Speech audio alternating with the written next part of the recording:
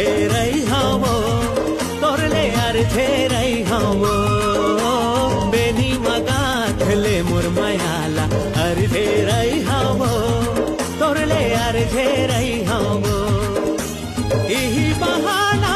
तोर संग मैं हाँ चपके रही हवो अर धेरै हवो